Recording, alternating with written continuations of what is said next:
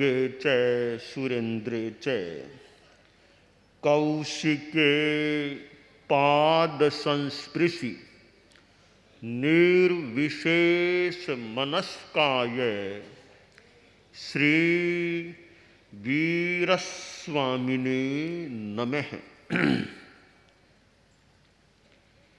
भगवती सूत्र में कहा गया है, से नूनम बनते जा वेदना सा निज्जरा, जा निज्जरा सा वेदना, गोयमा नो युनट्ठे समट्ठे, से केनट्ठेनं बनते एवं बुच्चै, जा वेदना न सा निज्जरा, जा निज्जरा न सा वेदना, गोयमा कम्मम वेदना नो कम्मम निज्जरा, से तेनट्ठेनं गोयमा एवं बुच्चै, जा वेदना न सा निज्जरा, जा निज्जरा न सा वेदना। प्रश्न किया गया कि क्या जो वेदना है वह निर्जरा है, जो निर्जरा है वह वेदना है? गौतम के नाम उत्तर, गौतम यह अर्थ संगत नहीं है। क्यों नहीं है?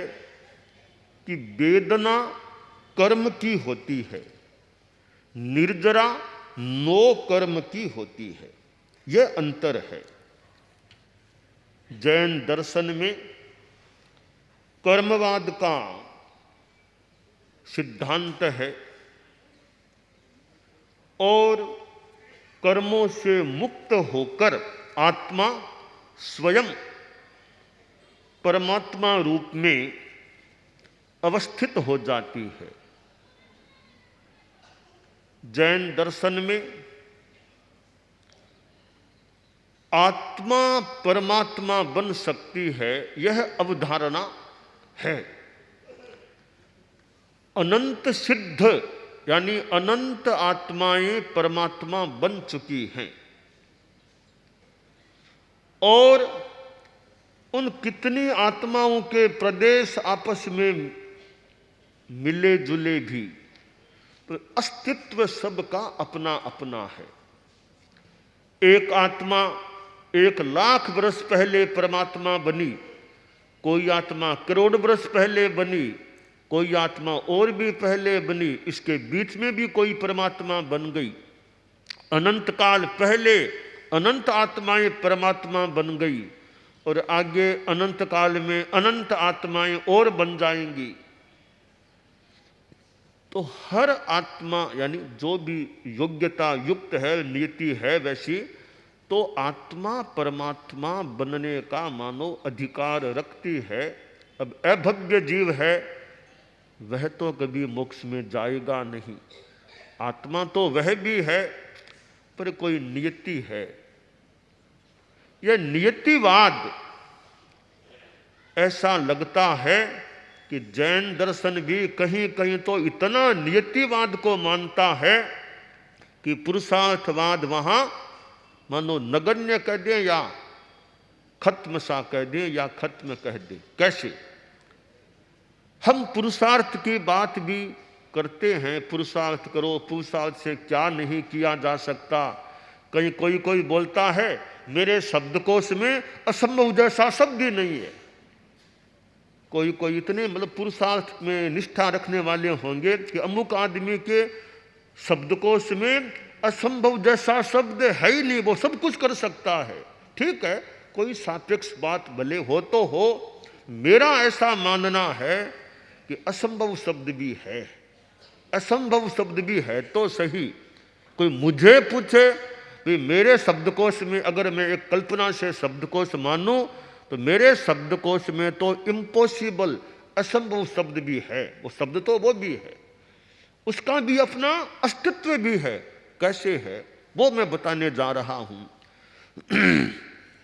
हम व्यावहारिक बात लें, एक डॉक्टर है, बहुत बड़ा डॉक्टर है, नामी है, बड़ा कुशल भी है, बहुत हाथ मानो 10 है, वो इलाज कर देता है। परंतु डॉक्टर साहब से पूछे, कहें कि आप ऐसी व्यवस्था कर दो कि मेरे पिताजी कभी मरे नहीं, ऐसी दवाई दे दो मेरे पिताजी के लिए वो कभी मरे ही नहीं। तो क्या डॉक्टर साहब के लिए यह संभव है? क्या ऐसी दवाई दे देंगे कि तुम्हारे पिताजी कभी नहीं मरेंगे?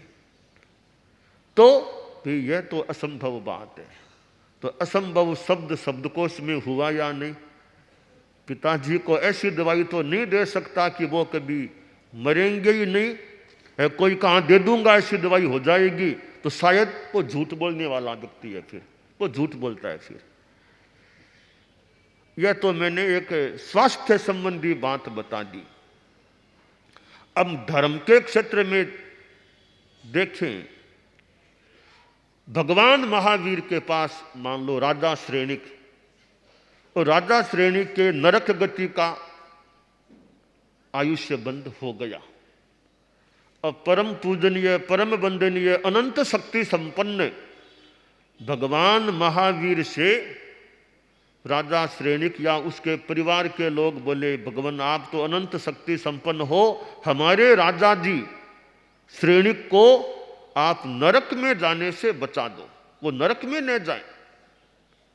पता नहीं प्रभु महावीर जो कथानक जैसी बात आती है उसका सारांश भले वो तरीके से हो, हम कहीं एक कल्पना मान लें, जो भी मान लें, भगवान महावीर को कहा गया कि राजा श्रेणी के द्वारा कि नरक का आयुष्य की बात है, तो आप कोई उपाय बताओ, नरक में नहीं जाना पड़े, कोई उपाय बताओ। वो भाव कह दें, कल्पना जो भी है, भगवान महावीर ने कहा कुछ उपाय बताए। एक यह बताया कि एक श्रावक है, पुनिया श्रावक, वो सामायिक करता है, तुम उसकी एक सामायिक खरीद लो तो नरक जाने से बच जाओगे। यह तो बहुत आसान काम है, पुनिया तो हमारा ही आदमी है। राजा गया पुनिया के घर, पुनिया को पता चला रे राजा श्रेणी खुद मेरे यहाँ आए हैं, मैं साधारण नागरिक आदमी, मेरे यहाँ राजा जी आए हैं।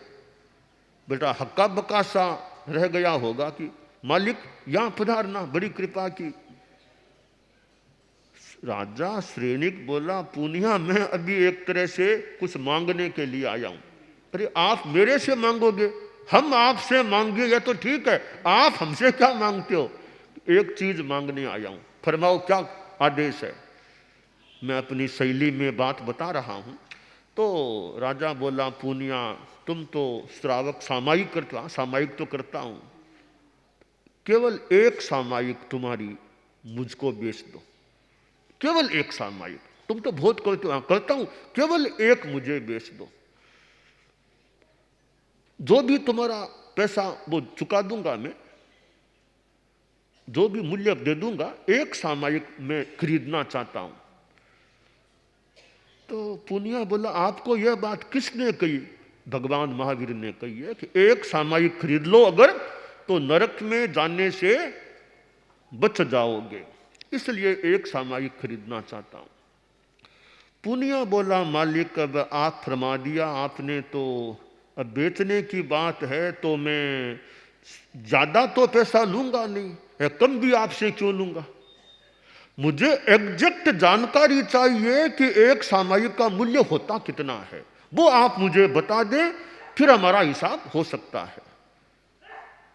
तो जिन्होंने आपको कहा है खरीदने के लिए सामायिक मेरे से, आप उन्हीं से पूछो कि एक सामायिक का मूल्य कितना होता है, फिर अगली बात होती है कि ठीक है मैं बात करता हूं भगवान महावीर से। भगवान महावीर के पास पुण्य गया श्रेणिक कि भगवान बात हो गई है पुण्य से, वो तैयार है बेचने के लिए, ऐसा लगता है। क्यों? इतनी सी बात है, एक सामायिक का मूल्य होता कितना है ये आप निर्धारित कर दें, वो सारा भावताप सब काम हो जाएगा, मैं पैसा चुका दूंगा और सामायिक खरीद लूंगा। भगवान महावीर ने कहा, रे श्रेणिक तुम सारा राज्य भी दे दो और ज्यादा भी दे दो तो भी एक सामायिक का मूल्य पूरा नहीं होगा, वो तो अमूल्य है। राजा समझ गया कि सामायिक को खरीदा नहीं जा सकता और मेरी नरक गति को टाला नहीं जा सकता। तो यहां प्रभु की आसाधना न हो जाए भगवान महावीर, उनसे बड़ा तो कौन होगा धार्मिक जगत में आदमी, अनंत बल संपन्न, पर क्या वे श्रेणी को नरक में जाने से बचा सके? तो असंभव शब्द हुआ, यानी भगवान महावीर के भी शब्दकोश में असंभव शब्द हुआ कि नहीं हुआ। अब कोई अभव्य प्राणी है, एकदम अभव्य है, मोक्ष में जाने की योग्यता ही नहीं है। कोई 24 तीर्थंकरों को कह दे आप सारे मिलकर के, आप 2400 ऋषभ से लेकर महावीर तक के सारे तीर्थंकर सम्मिलित होकर के एक काम कर दो, एक अभव्य आदमी को आप उपदेश देकर, कुछ भी देकर भव्य बना दो। इतना सा काम, केवल एक आत्मा को आप 2400 मिलकर के भी एक अभव्य को भव्य बना दो, इतना सा काम कर दो। तो 24 तीर्थंकर क्या फरमाएंगे कि भाई यह तो असंभव है, यह हमारे में ताकत नहीं है, हम अभव्य को भव्य बना दें। तो हम अनेक प्रसंगों में देखें कि असंभव शब्द है या नहीं, तो हमारे कोई भाषण में ऐसा कोई बोल दे कि उनके शब्दकोश में असंभव जैसा शब्द है ही नहीं, कोई अपेक्षा से उनका कोई मंतव्य वाच्य हो सकता है, वे जाने। और विस्तार से देखें, गहराई में देखें तो असंभव शब्द तो किसके कोश में नहीं है। आखिर कोई चीज तो असंभव होती है, वहां पुरुषार्थ भी मानो सफल नहीं हो सकता। तो आत्मा है वो परमात्मा बन सकती है, पर अभव्य आत्मा कभी परमात्मा नहीं बन सकती। कितना ही पुरुषार्थ कर लो, 100 बार साधु का वेश पहन लो, अभव्य आत्मा 9वें ग्रीवयक तक तो भले चली जाए, ऊपर जो मोक्ष है वहां सिद्ध के रूप में वो नहीं जा सकती, नहीं रह सकती।